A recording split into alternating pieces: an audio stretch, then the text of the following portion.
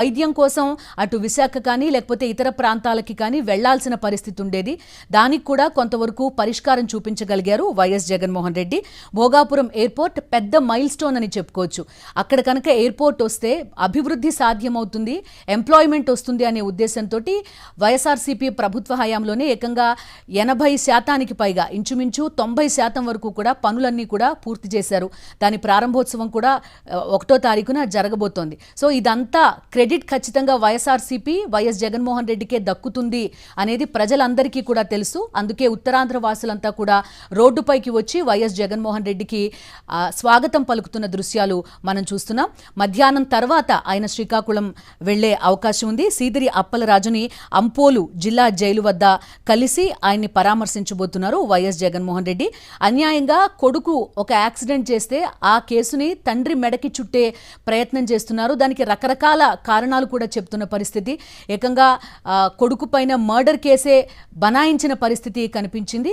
ఈ నేపథ్యంలోనే సీదిరి అప్పలరాజుని కూడా అరెస్ట్ చేసి తీసుకెళ్లారు. ఆ అరెస్ట్ సమయంలో కూడా భారీగా ఆంక్షలు విధించిన పరిస్థితి. అదే ఆంక్షలు ప్రస్తుతం వైఎస్ జగన్మోహన్ రెడ్డి పర్యటనలో కూడా కంటిన్యూ అవుతున్నాయి.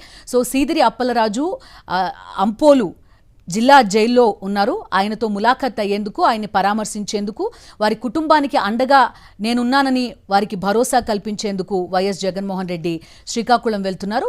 లైవ్ చూస్తున్నాం. ప్రస్తుతం శొంఠ్యాం ప్రాంతంలో వైఎస్ జగన్మోహన్ రెడ్డి ఆగి ప్రజలకి అభివాదం చేస్తున్న దృశ్యాలు కూడా కనిపిస్తున్నాయి.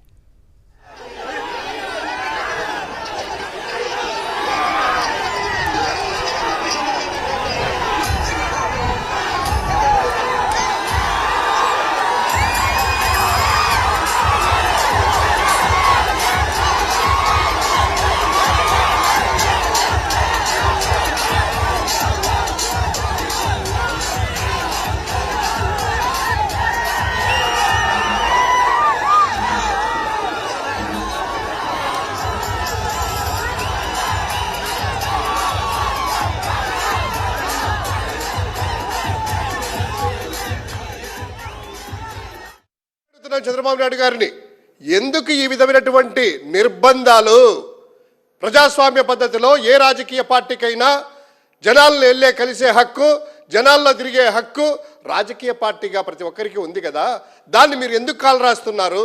జగన్మోహన్ రెడ్డి గారు ఒక పొదిలికి వెళ్ళినా, బంగారుపాలెం వెళ్ళినా, లేకపోతే గుంటూరుకి వెళ్ళినా, మిర్చియాటికి వెళ్ళినా, ప్రజల సమస్యలకు కానీ ఎక్కడికి వెళ్ళినా కూడాను అడుగున ఆంక్షలే. చివరికి నెల్లూరులో అయితే కాకాని గోవర్ధన్ రెడ్డి గారి దానికి అప్పుడు పరామర్శ అయితే రోడ్లు ప్రొక్లైన్లతో తవ్వి రాకపోకలను కూడా నిర్బంధిస్తున్నారు. ఈరోజు సీదిరి అప్పలరాజు గారిని ఏదే విధంగా జరిగినటువంటి యాక్సిడెంట్ ని హత్యా నేరంగా మీరు మార్చారో, ఈరోజు జగన్మోహన్ రెడ్డి గారు అక్కడికి వెళ్ళి మాట్లాడితే మీ అబద్ధాలన్నీ పటాపంచలై నిజాలు బయటకు వస్తాయి. అదంతా కూడాను ప్రజల్లోకి వెళ్తుందనే కదా.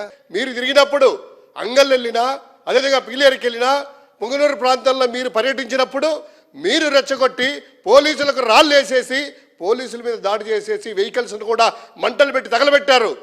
కానీ వైఎస్ఆర్ కాంగ్రెస్ పార్టీ కానీ జగన్మోహన్ రెడ్డి గారు కానీ ఎప్పటికైనా ఒకటే కోరుకుంటాం, మేము శాంతియుతంగా జరగాలి, ఎక్కడ హింసకు ప్రోత్సాహం ఉండకూడదు అనేటువంటిది మేము రాజకీయ పార్టీ పెట్టినప్పటి నుంచి మేము చేస్తూ ఉన్నాం. మీరు ఎంత నిలువరించాలని చూసినా జనాల నుంచి జగన్మోహన్ రెడ్డి గారిని దూరం చేయలేరు. ఈ భోగాపురం భూసేకరణలో 2015లో ఎన్ని ఇబ్బందులు పెట్టావో ఇక్కడ ఉన్నటువంటి ప్రజలకి, రైతాంగానికి కూడా పూర్తిగా తెలుసు. 2015లో ఏదైతే చంద్రబాబు నాయుడు ప్రభుత్వంలో ఈ ప్రపోజల్ పెట్టారో, ప్రపోజల్ పెట్టినప్పుడు సుమారుగా 15,000 ఎకరాల భూమిని అవసరం లేకుండా ఈ ప్రాంత ప్రజలు ఇబ్బంది పెట్టడానికి, రైతుల తాలూకు ఆస్తులు దోసేయడానికి నువ్వు చేసిన ప్రతిపాదన ఈ రోజు కూడా మాకు గుర్తుంది.